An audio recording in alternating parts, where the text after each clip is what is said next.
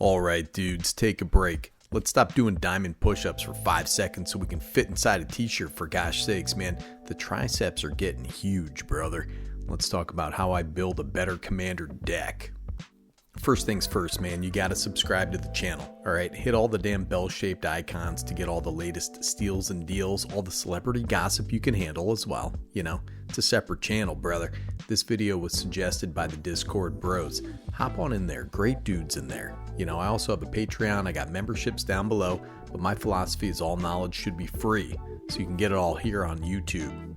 Now listen, I'm not going to sit up here and say that I'm the best commander deck builder, that I know everything, and that I'm the best guy in the world, and I'm not really muscular, I'm really strong, you know, I'm really handsome. I'm not going to sit here and say all that stuff.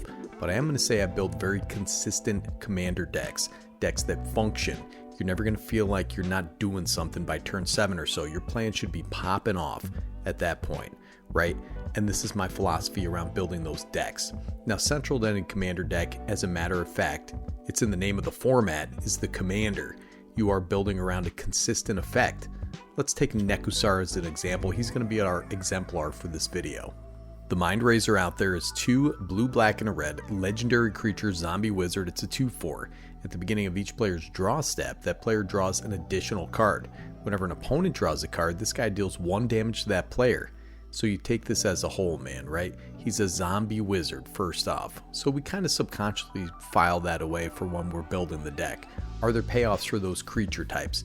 Nekusar generally isn't attacking, so zombie pump, zombie lords, they don't really help us too much here. Now, wizards do have some interesting creature type specific payoffs in the Harmonic Prodigy. If an ability of a shaman or another wizard you control triggers, that ability triggers an additional time. So this thing, man, is such a fantastic card. Play that giant loot, you beautiful wizard out there. Nekusar's ability is indeed a triggered ability, so it was probably worth searching this card up, you know, saying, hey, what have we got in wizard tribal out there? Doubling Nekusar's damage, which is our primary win condition in a Nekusar deck, is probably going to be pretty fantastic. So it begs the question, and this is a question I've heard about 1,000 times, should you duplicate your commander's ability?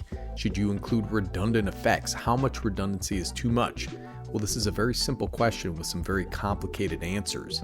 In the case of Nekusar, you should include as many of these types of effects as you practically can. Realistically, there aren't that many cards that do this to include with Nekusar. You know, if you have a different commander and you do a search and there are 25 or so cards that do the same thing as your commander, you might want to pick and choose the best ones. You know, Cataract Parasite, Spiteful Vision, Fate Unraveler, Underworld Dreams. These are all what we call payoffs. A payoff is an effect that we want to duplicate and that we want to enable. Nekusar is a payoff. Dealing that 1 damage is a payoff for your opponent's drawing of cards. Now, the artistry of building a commander deck is figuring out how many enablers we want for our payoff.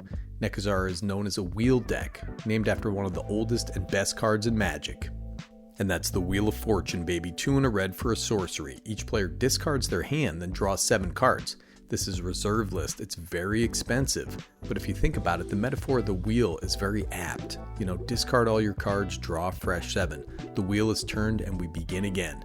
There are a million variations of this. The discard and draw is one such effect, but there are others primarily in blue, like this card, also an ancient card, the Time Twister. 2 and a blue, each player shuffles their hand and graveyard into their library, draws 7 cards. This is another reserve list card. It's very expensive. Both this and Wheel of Fortune effects exist in more mana intensive forms. It's going to cost you a little more. These are super efficient. But you have cards like Wheel of Misfortune, Echo of Eons. Those are both very good examples. These are really good enablers for Nekusar. If he's out there and you cast either of these, everybody's taking 7 damage. If you have Nekusar and the Cataract Parasite out there, each opponent's taking 14. So Nekusar is 5 mana. You know, that's a lot of mana, man. It can be difficult to get him out efficiently. So when building any commander deck, I start right at the beginning with the commander and my ramp. Now, ramp refers to extra sources of mana. It's probably named after rampant growth, I'm not sure. But we want to accelerate mana in the early turns, right?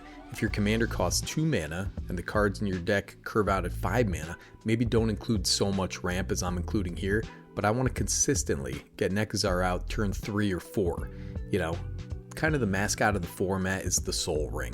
people have opinions on Sol Ring. Some people want to ban it, but I like it. I always have, dude. It's cheap, accessible, kind of exemplifies the goofiness and unpredictability of the format. It's a 100-card singleton, so there is inherently a little inconsistency. This inconsistency is mitigated by the ability to access your commander at any time. We also want to mitigate it with redundant effects.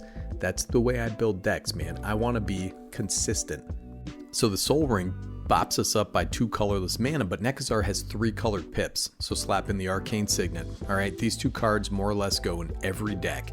I know, I hate it too, but that's the way it is, man. Really, it's a 97 card singleton format if you think about it. Your commander and your Sol Ring and your Arcane Signet. Now, I spoke to consistency a minute ago, so I'm about to get controversial here. People think they need anywhere from 30 to 40 lands, and people get really in their heads about how many lands they need and how much ramp they need. I'm going to tell you, right off the rip, man, I slap in at least 10 sources of ramp, 37 lands, maybe 38, depends on the deck. That's where I start right there. I mentioned Arcane Signet, but 2 mana ramp sources are golden, dude. You have the talismans, you have the signets. It depends on your colors. If your commander is 4 mana, which seems to be the best sweet spot for commanders these days, a 2 mana rock gets your dude out really quick, man. You play that on turn 2, turn 3, you play your land, you're putting out your commander.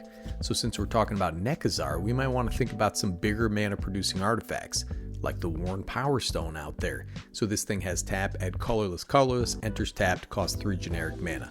So plop this out turn 3 or so, turn 4, and Nekusar is coming down, man. You may want to think about a classic of Magic the Gathering, the Dark Ritual, and I do own this version. It's 1 black mana for an instant, add black. So turn 2, plop out a 2 mana rock, turn 3, Nekusar is coming down, baby. So your ramp doesn't have to be artifacts. Sometimes we have those rituals, the dark rituals. Red has a couple rituals too. But if you're in a green deck, you might want to think about mana dorks. Best of all is the Birds of Paradise. 1 mana, flying, taps for any color. Mana dorks have the disadvantage of being caught out in board wipes. The advantage is any effect that benefits from casting creatures or having creatures on board. If you have in your deck, say, Overwhelming Stampede, so this thing, until the end of turn, creatures you control gain trample and get +X/+X, where X is the greatest power among creatures you control. Well, suddenly that Birds of Paradise is a 12-13 flying trampler out there, man. Some mana dorks have even more potential based on the deck. +1 counters, you got Kami Whispered Hopes. You run an elf deck, you will probably want to run the Priest of Titania among some others. Enchantment deck, you want to put out the Sanctum Weaver out there. Green has a ton of these effects can also be pretty useful, like a Palladium Myrrh. If you have an artifact theme or a creature theme in colors other than green, we also have these artifact creatures that tap for mana. Now there's also landfall to think about. If you're in a landfall deck, these mana dorks aren't helping you out too much, and neither are the artifacts, but you have access to pretty good land ramp. Cultivate, Kodamas Reach, Rampant Growth, whatever. White has some catch-up land ramp as well. Landfall decks and commanders love those. Any land payoff commander will probably veer into getting more lands onto the battlefield rather than artifacts and your mana dorks.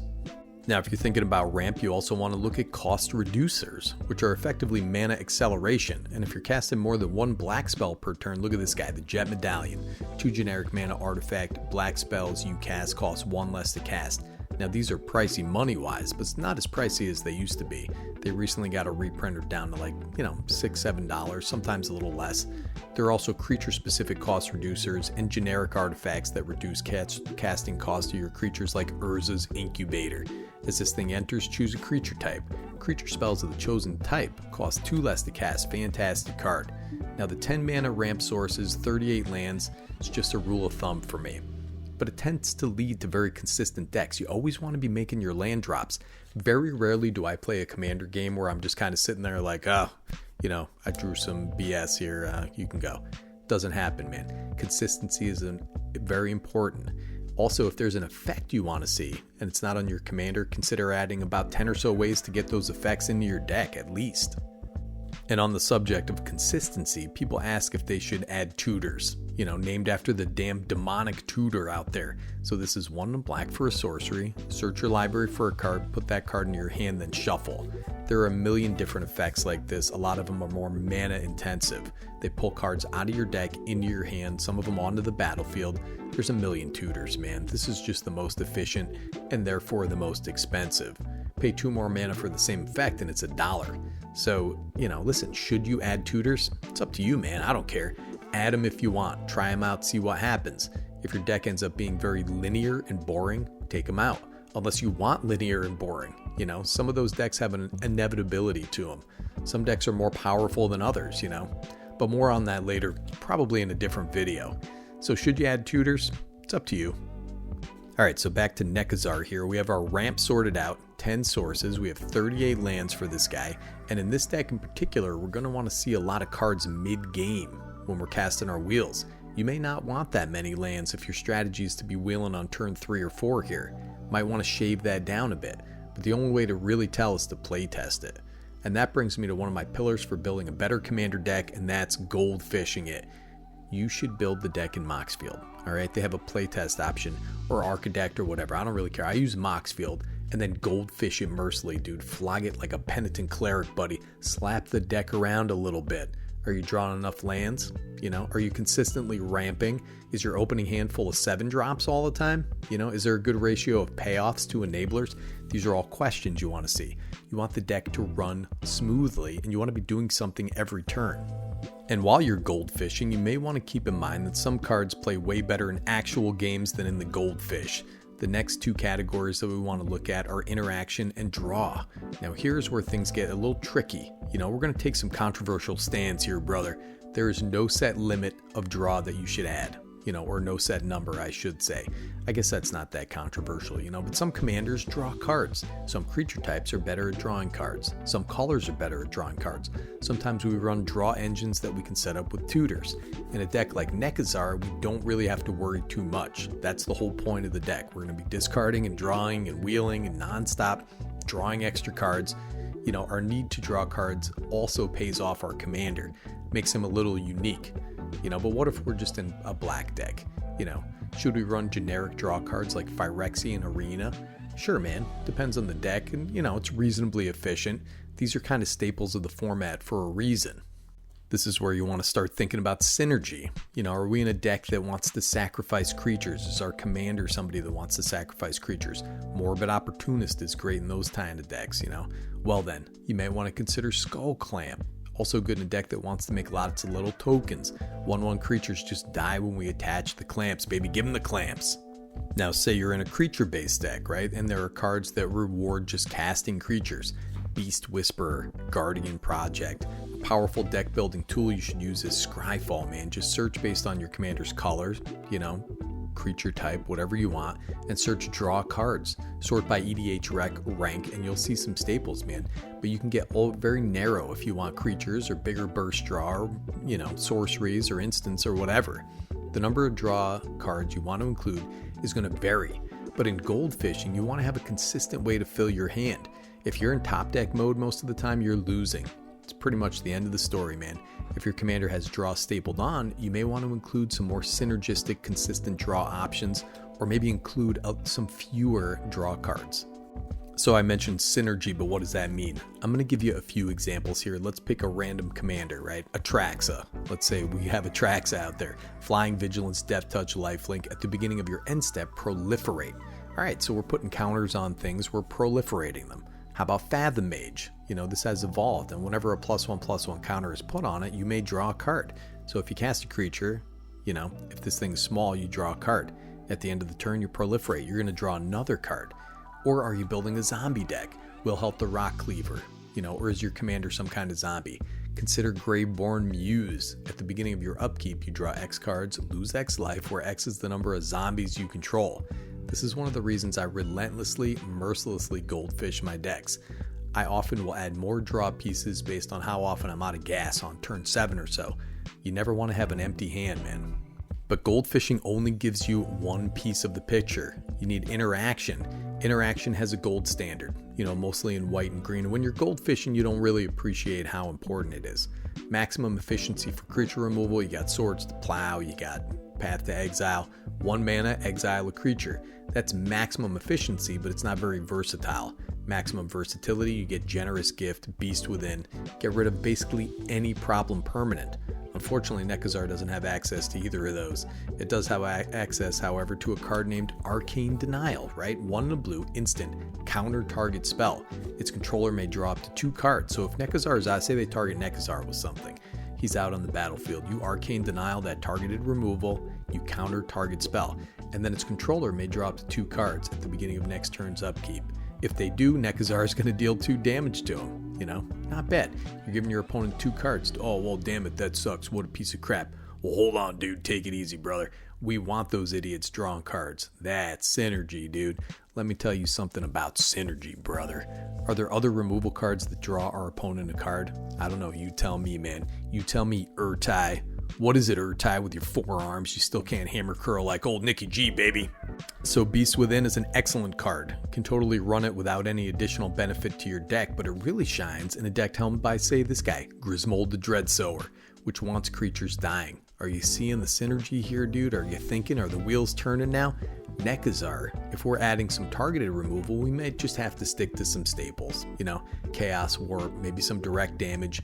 Incendiary Command is an interesting one, though a little less broad. That 2 damage to each creature is useful for token swarms, or maybe get rid of an artifact, but you have that somewhat weaker wheel effect as well. You pay a premium for it though, about 5 mana, but it can be a decent little sweeper. And on the subject of sweepers, yes, you should run sweepers. Each color has its own unique sweepers or board wipes or whatever you want to call them. This one is a dang staple, the Blasphemous Act. So this is 8 in a red sorcery, costs 1 less to cast for each creature on the battlefield, deals 13 damage to each creature. So most of the time this costs just 1 mana, clears the board unless there's some indestructible idiot out there. It's kind of an emergency eject button if one of your foes is going out of control. You also have cards like Decree of Pain. So this thing is destroy all creatures. It's 8 mana, but when you cycle it, all creatures get -2/-2 until end of turn has cycling for 3 black. You know, but if you cast it for that 6 black, you draw a card for each creature destroyed this way. I am a fan of this card, even though it's 8 mana. You can cycle it too though, man. Take out the aforementioned token swarms. Very cool card. I use in a lot of decks. So in theory here, we're building a Nekazar deck. Do we have board wipes that synergize with Nekazar? Not really, man. Just some efficient ones, or get some that add an effect that you like. You know, I'm equivocal on board wipes. You know, I'm kind of agnostic. I usually run 2 or 3. All right. If they end up in your opening hand, just ramp until you can cast them and sandbag the rest of your hand. Don't cast anything else. Get to 4 mana, cast that Wrath of God, dude. There are some decks that rely less on creatures, you know? So these sweepers overperform quite a bit in those decks. If your commander's a planeswalker, I mean, come on, man. Stick in maybe 4 or 5. All right, so you see how a commander deck is shaping up here, right? We have 10 sources of ramp, our commander, 5 to 10 pieces of interaction, and 3 sweepers. We have about 6 draw pieces, and that's 38 lands we packed in too. So including our commander here, that's 68 cards or so. Damn, buddy, the commander deck just built itself, basically. 100 cards can be intimidating for newer players. But if you think of it like that, it's only 32 other cards you need to select, so it's not so intimidating. So what are the other cards we want to slot in?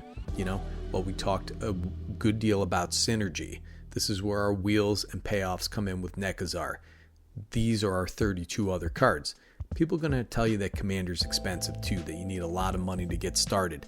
I'm here to tell you that if you build with synergy number 1 in your imagination, you can get away with very cheap Commander decks, $30, $50. Some archetypes are cheaper than others. You know, Landfall is going to cost you quite a bit more. But I have like 50 budget decks on my Mox Field, and you can easily filter for cheap cards on Scryfall or just search out deck lists over on Mox Field, man. EDH is a great resource as well, EDH Rec rather. You can just build an average deck right from there. EDH Rec tends to miss some synergistic but less played pieces, so I always start with Scryfall. So listen, man, this is kind of an intro to deck building for the beginners, all right? The bros who are maybe a little newer at deck building. This video isn't for the jaded old men out there, man. The takeaways, though, really dissect your commander. Try to think about what your deck wants to do from all angles, man. You know, commanders these days have a lot of text on them. So sometimes it's landfall, but it's paying off sacrificing creatures, you know what I mean? They're just doing everything out there. And remember, like anything, man, it takes practice to get good at commander. You know, for instance, right, I was facing down a board of like 25 2/2 flyers. I'm going to die next turn. I had 6 mana to work with. So I reanimated a friend's eternal witness, grabbed a decree of pain. But you don't have enough mana to cast it, said my bro. I said, well, no, but I have enough mana to cycle it and stay alive for another turn. But he didn't think of that out. Nobody else at the table thought of that out. But I was just looking at all my options. You got to do that when you're playing Commander. But you're going to learn as you go. Don't get discouraged. Ask people to explain weird interactions and things on the stack. And if they do, they're cool guys, But you also want to be thinking about how to win. And I have a video on that too, man. The important thing is be cool to your bros and take your time learning. All right. Nikki G, Better Commander, signing off.